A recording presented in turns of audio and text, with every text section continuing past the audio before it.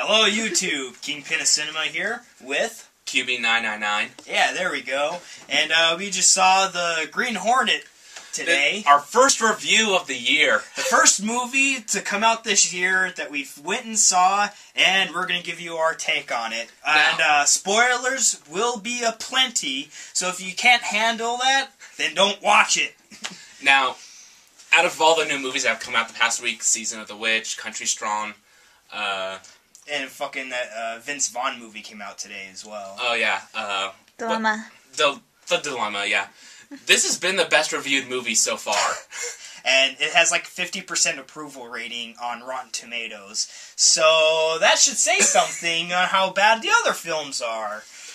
So we decided to go see this one. Anyway, premises from an old, 70s TV show. Well, first it was a radio drama in the 30s and 40s. Then it became a TV show in the late 60s, early 70s that aired at the same time as the Adam West Batman show. So this is long running. Yeah, and then there was a comic series. Kevin Smith wrote it for a while. This movie has been in development since like 95. People have been trying to get the Green Hornet made on the big screen. And finally Seth Rogan comes along. And he gets it done. He put a lot of effort into this. He wrote the script, or co-wrote it, I should say, acted in it, and was an executive producer on it. So now, did it pan out though? I'd say for somebody's first attempt at like screenwriting and producing, it wasn't all bad. This is a first attempt, so you really can't go too hard on him. But I'm going to anyway. Yeah, this movie, it's not horrible, it's just not good. It has a lot of flaws that desperately needed polishing. Now, did I like it more than, say, Tron? Yeah. It has there is entertainment value to be had in this film. Alright, Seth Rogan, you're gonna get some laughs. Yeah, that's for sure. That's guaranteed. Any film he's in, you're gonna get some kind of laughs in it. Unlike, even like a movie like Serious People, he's still going to have a few funny bits in it. But and so that's going to be had here. Now, the plot. Very simple. Well, actually, it's not that good, either. Actually, no, it's not that simple. It's actually hard to explain. Yep. A simple plot that's hard to explain. A kid grows up with a dick of a father. Dick dad. And so he doesn't amount to anything as an adult. He's partier, getting late every night, going out drinking, doing stupid shit. Father disappointed. Then father ends up dead. And he decides to become a superhero, basically. Because he's bored and he's rich. That's the whole premise of the film. And he has an Asian sidekick that does everything for him. And he believes himself to be the hero, but the joke of the whole series was, it's the sidekick that does everything. Yeah, the sidekick does everything, and the Green Hornet, he's not completely useless, but the whole idea is like, okay, Bruce Lee was in the original Green Hornet, and he did everything. Okay, yeah, we get that, and, they were really pushing that joke in our faces with Seth Rogan being the Green Hornet. Now, that brings us to their partnership. I did not believe these people would work together in a second. Not at all. It's like watching Cop Out again with Tracy Morgan and Bruce Willis. I just did not see the chemistry. I cannot believe that this Asian person would sit there, look at Seth Rogen and say, I would love to be partners with this guy. I would love to work with this guy. I would love to be friends with this guy who's being like an asshole to him all the time. The only thing I could see is like, there's a scene where they've had a fight, he's trying to go a separate way. He's writing up his resume and he's putting down all of his skills that he's done with Seth Rogen and being the Green Hornet. Like martial arts, making weapons, all that jazz. And the only thing I can fathom is the only reason why he did it is because he has all these skills that he can't use in any other field. I mean, he could go be a UFC fighter. Yeah. But instead he wants to be a superhero then, or a sidekick to one. Well, you might be thinking to yourself that, well, the story and characters aren't important. They are. But this is an action film, and so you're here to see the action. You're here to see this, to be entertained with the, car chases, the martial arts fighting, You know, the gunplay, the Seth Rogen's comedy. Well, that's kind of true, but... It's over the top, and that's what makes action scenes enjoyable. You know, the car chase sequences I did like. I love the car. The Black Beauty is freaking amazing, and I would love to have that car. You know, yeah, Seth Rogen is entertaining at parts, but, you know, character and story, I feel like were heavily sacrificed just to be... And you don't really care about him. A lot of the time, he just comes off as an asshole. Yeah, I know that was maybe supposed to be part of his character, but... That's another thing about this film, is like the tone. It's just all wrong. Because you have no sympathy for Seth Rogen, because his dad dies, but his dad's an asshole. He hates his dad, so there's no sympathy there. He acts like a jerk all the time, so then furthermore, you can't sympathize with the character, and you can't make it a connection with the character. So I mean, you do end up liking Kato more than anyone else. It's because Kato's a badass. And the villain I didn't really care much for. Christoph Waltz was utterly wasted in this role, I thought.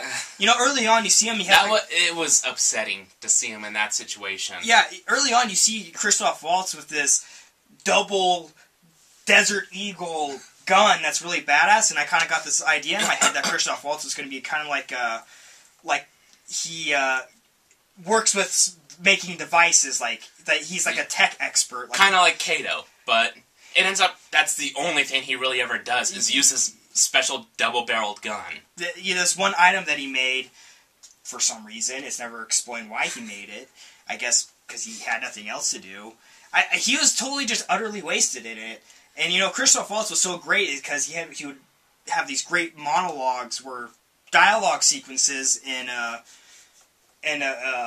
Inglourious Bastards, and I thought, you know, you really used him to that effect in this film, but he's just wasted. He's not that good. He's just this character who's like an older guy who's taken over all of LA and all the drug rings and all the gangs, and he's trying to keep control, but people are making fun of him for being old and for being out of date and out of style, and... Yeah, that's kind of like the running joke, and I thought it was supposed... And eventually he changes his name and, like, tries to get a gimmick, which I think was kind of a stupid twist. He should have just stayed like the old retro guy and tried to bring that back. Well, you know, when he changed his gimmick, it didn't do anything for the film. I mean, he didn't... He was the same guy. He's still the same character. You know, you could have replaced him with anyone. You could have replaced him with Nick Cage, and the character would have been the same. That was who was originally supposed to be in it. Yeah, that is true. Nick Cage was supposed to be in it. He wanted to do a Jamaican accent, but they said no, so he left. I did not know that part of the story. Right, so Christoph Waltz, what a waste. What a waste of... Although, knowing the Golden Globes, he should have been nominated. Because of Christoph Waltz. So, like...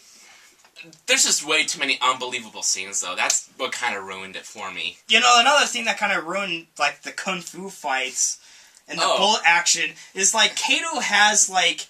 He's basically the guy from Wanted, where when he has his heart pumping, he gets a lot of adrenaline, time slows down for him, so he could fight 10 people at once. He could curve bullets if he wanted to, I'm sure. Yeah, he kind of has, like, John Marston's Deadeye, where time stops, and he gets, like, super badass, and he, like, when he's looking at the bad guys, like, their weapons are highlighted red, so he knows what their threat level is, I guess. Why do we need that? It just slows down the action too much. It takes you out of the moment of the film, and now you can't, like, really suspend your disbelief. I think, you know, if they toned it down a bit and just had it be, like, a regular action scene, it would have been cool. I mean, when Seth Rogen and Kato fought, that was really funny. That was uninterrupted action that was between the two guys. None of that Deadeye bullshit. It was actually a pretty good and entertaining action sequence, and, you know, that's what the whole movie should have been, I thought. So... there was a lot of empty plot points. Like, this...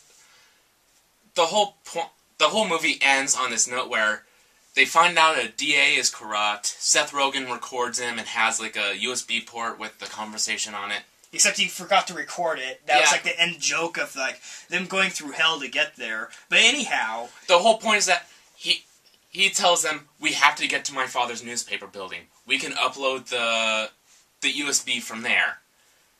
And we wonder why that building in particular, why the newspaper. Can't they go to any other computer? In anywhere. They could go to a Best Buy. They could go to coffee shops, cyber cafes. They could just, like, escape and then wait till the morning when the office opens, then go there and upload it. Or, And even then, the car is so advanced, it receives a fax early on in the movie, which doesn't that mean it has to have some sort of internet connectivity? I guess they all the gadgetry in this car, you're telling me there's not any space for a USB port for this device for you to put in and upload on the internet. They went with the iPad design of things. I mean, all this stuff, all this great gadgets and everything, no USB port. Seth Rogan doesn't have an iPhone with a USB port on it. He doesn't have a laptop in that car to do this. I know, you would think with all the advances that they have in this movie, they would have been able to do something. No, instead other than drive to the newspaper building, destroy the entire building, basically, trying to upload this file that isn't really there. You know, instead it's just an excuse to have the climax of the movie to take place in this location. And it doesn't work. That's basically what we're saying. Like, so much of this movie does not work. But at the end of the day, I do have to say, I did find entertainment to be in some places. It's at times entertaining, at times frustrating. I guess you liked it more than I did. I kind of liked it a bit more than I did. If I had to, like, go from, like, on a scale from, like, 1 to 10, I'd probably give this film, like, a 6 or a 6.5. See, I'd go as low as 4 or 5. So, I mean, that's really all I just couldn't believe. said. I just couldn't believe the relationship between the two. I just couldn't see them working together. Yeah, and I agree with that. They had great talent with Christoph Waltz and ruined it. Just completely wasted it. The story made no sense. There's tons of loopholes. The action sequences are good, although they're very torn apart by the Deadeye situations. And I just don't like the characters either. Just the character that Seth Rogan plays. I hate him. I did. I don't know. I think he's just becoming another one of those actors that's just getting overused. Like Michael Cera. I love those characters. And well, hold on. I want to say this though, that Michael Cera did redeem himself in my eyes with Scott Pilgrim versus the World. Yeah, but Seth Rogen, I think, is becoming one of those actors that's getting overused with his persona, and it's just getting tiresome to me. Well, that's the problem with, like, being typecasted. But I do kind of agree that he's getting too much, like, of the same thing. You know, with that. But, you know, would you give this movie a recommendation? If you're gonna have with what compared to what else is out there, yeah, I would say go see this one compared to anything else. Actually, we just saw I saw the King's Speech last night. That was actually pretty good. You know, there's still holdovers from December, like True Grit, King's Speech, Black Swan, you know, all terrific films that, if you had a choice between seeing Green Hornet and True Grit, I'd say go see True Grit. Go back to last year, yeah. But if you've already seen True Grit, like I have, and if you've already seen all those films, and you're just bored, I guess go see this. Because this is really all you have to choose from. You know, I think it's going to be one of those situations where we're going to have to wait till March for Battlefield LA and Sucker Punch to really start getting the good movies of the year. Sucker Punch, what Final Fantasy 13 should have been. What Alice in Wonderland should have been. Anyway, I think that's all we can really say about this. Yeah. You know, good action scenes, flashes, should have been done by Michael Bay, could have been. Yeah, could have been. It would have been more dumb if that was believable. So, as always, thanks for tuning in, and if you don't like it, okay.